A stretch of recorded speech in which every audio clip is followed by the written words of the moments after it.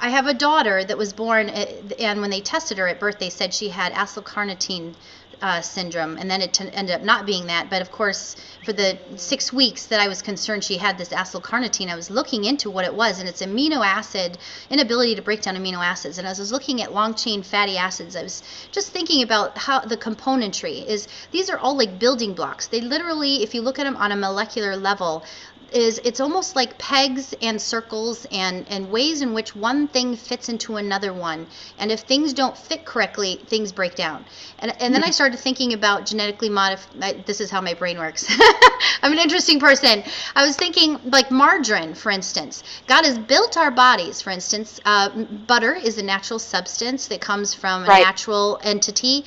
And my body knows how, when it enters into my body, how to break that down and utilize it into those little pegs and circles and holes. But when you introduce now a molecular that on its own molecular level isn't circles and holes and pegs, but it maybe is triangular things, there's something that's just kind of not right. Now, it tastes like butter, it looks like butter, it smells like butter, it spreads like butter, but when it goes into my body's going, what is this and what do I do with it? And so because it can't put it here or there, it's going to have to find a new way to deal with it. And so I'm wondering if the genetically modified food, is it coming into our bodies and our body's saying, what is this substance? What do I do with this? And if there's going to be an adverse reaction to that on a cellular level in our bodies. Do you think, did she make any comment about that, or do you think that that's a probability? Well, I definitely think that that's a probability. I think that not only is it a probability, I think that it's happening. And I don't think that people often understand why they don't feel well after they eat something. Now, when you go out there and you look at what is being stated by these companies that are doing this kind of thing, they're telling you that there's no ill effects. But the fact of the matter is, number one, there's no way to scientifically prove that to be the case, because you don't always have the opportunity to check back into a person's immediate response to something that they've eaten and tie it into what it is that they have eaten, or to do the research necessary on that piece of fruit or whatever it may be to see what's in that thing and how their body responds to that, number one. Number two, this hasn't been going on so long that we have any longitudinal studies on it. And I can assure you of one thing, we probably never will. And we know this just from the healthcare industry. We know this, that the majority of studies that are done on pharmaceutical, or the majority of studies that are done on testing for the safety of certain pharmaceuticals are done by the pharmaceutical companies themselves. And we know that many tests that have been done, meta-studies have been done that have proved, for example, that there is a definite link between breast cancer and the birth control pill. It's a definite link between those two. Anecdotally, we know it to be true because of the rising numbers of women who have suffered from breast cancer since the introduction of the birth control pill. But you're not going to find a study in any major medical magazine that will support that.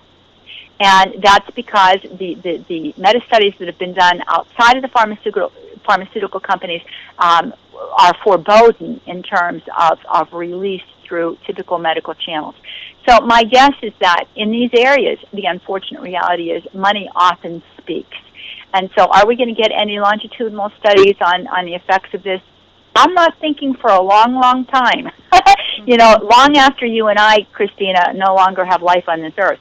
So the fact of the matter is we don't have those studies. They're probably not going to be made available to us once we do gain some kind of aging on the use of this kind of technology.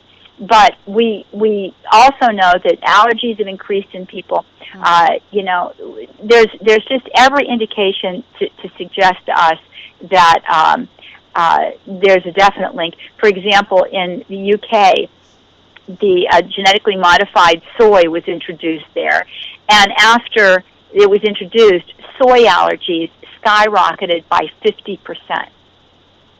So there's an indication right there. Now, what does it take to link these things together? Methinks not a whole lot. Right. I think the same thing could be said about milk allergies after it's been homogenized and manipulated, and then you've got cows that are being raised in less than 3 months on a corn-based diet instead of eating the substance of the earth the way their body. I don't know if you've seen that documentary where they put holes in their stomachs so that they can manually manipulate them, because they're supposed to eat grass and it goes through several stomachs before being, processed in their bodies. And so you've got like this abnormal product coming out of an abnormal animal, and then it's overly processed and then put in a jug for us to drink, is totally different than my mother's farm, where the cows go outside and they're given all different kinds of grains, and they're not raised on just corn.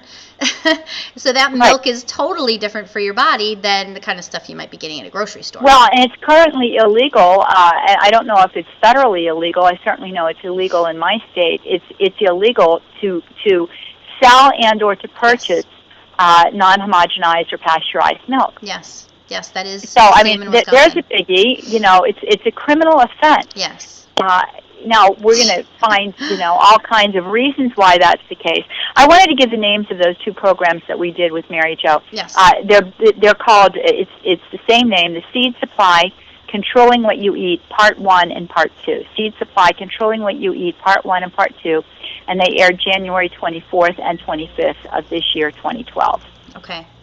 I'll make sure I put that on facebook.com/embracingyourgreatness. So if you want to check out those links, I'll make sure I put a link both to Johnette Benkovich's website, but also I'll add a little bit of quip on this exact information so that you can have access to that. And my guest today is Johnette Benkovich of EWTN and Living His Life Abundantly Women of Grace program. And we're talking today about what do we need to be concerned, if at all, about our food, and food being now this is important also because we are both body and soul, so there is a factor on our spirituality and our ability to even think free. I mean, I know for myself, like if there's a hardship financially, that it very much impacts my spiritual life, not to mention if I'm sick or these kinds of things. What are some of the comments that Mary and you had talked about in terms of on a spiritual level, what these kinds of things would or could do to the remnant church? Well, we haven't really.